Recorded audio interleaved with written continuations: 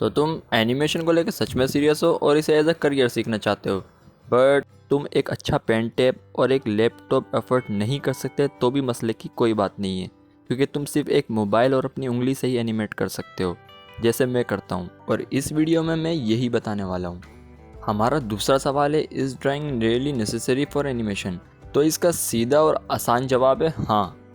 अगर तुम एनिमी या डिज्नी जैसी या इवन आरजी, कीर्ति या नोट योर टाइप की जैसी 2D एनिमेशन वीडियोस बनाना चाहते हो, तो भी तुम्हारे पास थोड़ी बहुत ड्राइंग स्किल्स होना बहुत ज़रूरी है। हाँ, अगर तुम इस तरह की वेक्टर बेस्ड ड्राइंग एनिमेशंस बनाना चाहते हो तो तुम्हें ड्राइंग आने की कोई भी ज़रूरत नहीं है। लेकिन अगर तुम इस तरह के एनिमेशन में इंटरेस्टेड हो तो तुम्हारे पास थोड़ी बहुत ड्राइंग की स्किल होना बहुत ज़रूरी है। Number 3, which is the best mobile app for animation? Best mobile animation apps में फिल्पा क्लिप और रफ एनिमेटर, ये दोनों मेरी टॉप लिस्ट हैं। फिल्पा क्लिप की बात करूं तो ये एंड्रॉइड और iOS दोनों पर मिल जाएगा और इसका यूज़र इंटरफेस काफ़ी सिंपल और फ्रेंडली है। राइट साइड पर तुम्हें यहाँ सारे टूल मिल जाएंगे, like pen, eraser, selection tool, colour tool और टेक्स्ट टूल, और इसको यूज़ करना काफ़ी सिंपल है। कुछ भी फ्रेम ड्रॉ करो, इसके बाद प्लस के आइकन पे क्लिक करो, फिर नेक्स्ट फ्रेम ड्रॉ करो, फिर नेक्स्ट फ्रेम ड्रॉ करो। इसी तरह तुम यहाँ पर फ्रेम बाय फ्रेम कुछ भी एनिमेट कर सकते हो। इसमें तुम्हें ऑनियन स्किनिंग, ग्लो इफेक्ट और इमेज और वीडियो एड करने का ऑप्शन भी मिल जाएगा। बट इस ऐप में तुम 10 से ज़्यादा लेयर्स को ऐड नहीं कर सकते। इसमें तुम्हें काफ़ी सारे ब्रशेस मिल जाएंगे, बट वो इतनी अच्छी तरह से ऑप्टिमाइज नहीं है। मोबाइल पर ये 9020x1080p से ज़्यादा की रिजोल्यूशन को सपोर्ट नहीं करता है। On the other and, rough animator Android, iOS, macOS और विंडोज़ पर भी अवेलेबल है। इसमें तुम 4K तक के रिजोल्यूशन पे भी एनिमेट कर सकते हो, पर ये 4K पर स्मूथली वर्क करेगा या नहीं, ये तुम्हारी डिवाइस के ऊपर डिपेंड करता है। फिल्पा क्लिप के मुकाबले में इसमें काफ़ी कम वर्क स्पेस मिलता है जिस पर तुम एक्चुअली ड्रॉ कर सकते हो। अनलाइक फिल्पा क्लिप, इसमें तुम्हें ढेर सारे टूल्स एंड ऑप्शंस मिल जाएंगे, लाइक तुम ब्रश के फ्लो को चेंज कर सकते हो, स्पेसिंग चेंज कर सकते हो और ओपेसिटी को भी कम ज़्यादा कर सकते हो।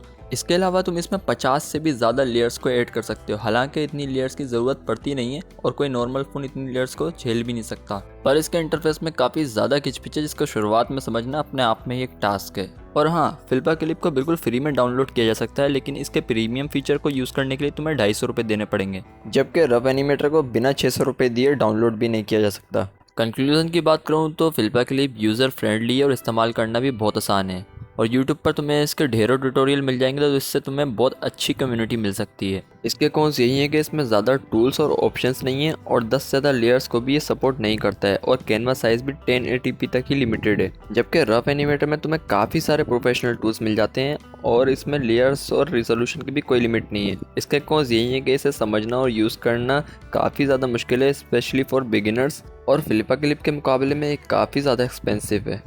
तो अगर तुम एक बिगिनर हो तो तुम्हें फिल्पा क्लिप से शुरुआत करनी चाहिए, और अगर तुम एनिमेशन के बारे में पहले से ही जानते हो और थोड़ी हाई क्वालिटी के एनिमेशन बनाना चाहते हो तो तुम रफ एनिमेटर का यूज़ कर सकते हो। तो अब तुम्हारे पास प्रॉपर इक्विपमेंट्स है, राइट सॉफ्टवेयर है और थोड़ी बहुत ड्राइंग स्किल भी है। तो अब बात करते हैं एक्चुअल एनिमेशन बनाने की, how to make animation on mobile. अब क्योंकि ये एक बिगिनर्स ट्यूटोरियल है तो फिल्पा क्लिप से स्टार्ट करते हैं। तो एक नया प्रोजेक्ट बनाने के लिए सबसे पहले इस प्लस वाले आइकन पे क्लिक करो। अब अपने प्रोजेक्ट को कुछ भी नाम दे दो और कैनवा साइज़ को 1080p पे सेट कर दो।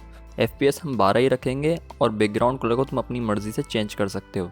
अब इस क्रिएट प्रोजेक्ट के बटन पे क्लिक करो और बन गया तुम्हारा प्रोजेक्ट। पेन टूल पे क्लिक करने से इसके सारे ऑप्शन खुल जाएंगे, और ये जो डॉट तुम्हें दिख रहा है इसको ऊपर नीचे करने से ब्रश का साइज़ चेंज होता है। हम इसको फिलहाल के लिए 10 पिक्सल पर सेट कर देते हैं, और ये जो नीचे बॉक्स तुम्हें दिख रहा है इसको ऊपर नीचे ड्रैग करने से कलर की ओपेसिटी चेंज होती है, और इसी पे क्लिक करके तुम अपने पेन का कलर भी चेंज कर सकते हो। हम सबसे पहले एनिमेशन एक बॉल बाउंसिंग बनाएंगे। इसके बारे में पहले भी बात कर चुका हूँ कि जब भी तुम एनिमेशन को स्टार्ट करो तो तुम्हारी सबसे पहली एनिमेशन एक बॉल बाउंसिंग ही होनी चाहिए। तो सबसे पहले हम इस तरह एक सर्कल ड्रॉ करेंगे और नीचे प्लस के आइकन पे क्लिक करके हम एक और फ्रेम ड्रॉ करेंगे। अब एक चीज़ ध्यान से देखो, ये जो मैंने दूसरे फ्रेम की बॉल बनाई है ये पहले के मुकाबले काफ़ी ज़्यादा छोटी है। तो हमारी बॉल छोटी या बड़ी ना हो इसके लिए हम ऑनियन स्किनिंग का यूज़ करेंगे। ऑनियन स्किनिंग बेसिकली एक टूल होता है जिसकी मदद से हम अपनी एनिमेशन का प्रीवियस फ्रेम और नेक्स्ट फ्रेम एक साथ देख सकते हैं और फिर उसके अकॉर्डिंगली फ्रेम ड्रॉ कर सकते हैं। इन 3 डॉट्स पे क्लिक करके इस ऑनियन वाले ऑप्शन को इनेबल कर दो। अब तुम देख सकते हो कि पिछला वाला फ्रेम हमें थोड़ी कम ओपेसिटी पे दिखाई दे रहा है। अब इसको इरेज करके मैं अगेन ड्रॉ करूंगा और इस बार कोशिश करूंगा कि ये पिछले वाले फ्रेम से लगभग बराबर हो। तो जब ये गिरना शुरू होती है तो इसकी स्पीड काफ़ी कम होती है, इसलिए इनिशियल फ्रेम्स को हम पास पास बनाएंगे और धीरे धीरे स्पीड अप होती है तो हम इसके बीच के डिस्टेंस को बढ़ाते रहेंगे। अब जैसे ही ये ग्राउंड को हिट करेगी तो ये वापस शूट अप होगी, और जैसे ही ये शूट अप होगी तो इसकी स्पीड काफ़ी होगी। पर जैसे जैसे ये ऊपर आती रहेगी तो इसके अंदर की एनर्जी कम होती रहेगी, और इसीलिए फ्रेम्स के बीच का स्पेस भी कम होता रहेगा। अब इसका लूपिंग एनिमेशन बनाने के लिए फिर से इन 3 डॉट्स पे क्लिक करो, ऑनियन वाले ऑप्शन पे क्लिक करो और इस लूप वाले ऑप्शन को इनेबल कर दो। और ध्यान रखना कि फ्रेम्स बिफोर एंड आफ्टर एक पर ही सेट हो। अब तुम्हें अपनी एनिमेशन का सबसे पहला फ्रेम भी दिखाई दे रहा है, और तुम्हारा आखिरी फ्रेम इससे बस थोड़ा ही नीचे होना चाहिए। और लो, बन गई तुम्हारी फर्स्ट बॉल बाउंसिंग एनिमेशन। पर ये अभी भी कंप्लीट नहीं हुई है, तो अब इसको कलर करते हैं। अब इस बॉटम राइट वाले आइकन पे क्लिक करो, और इस प्लस के आइकन पे क्लिक करने से एक नई लेयर क्रिएट हो जाएगी, और इसे ड्रैग करके पहले वाली से नीचे कर दो। अब अपनी मर्जी का कोई भी कलर लेके इसे पेंट करना स्टार्ट करो।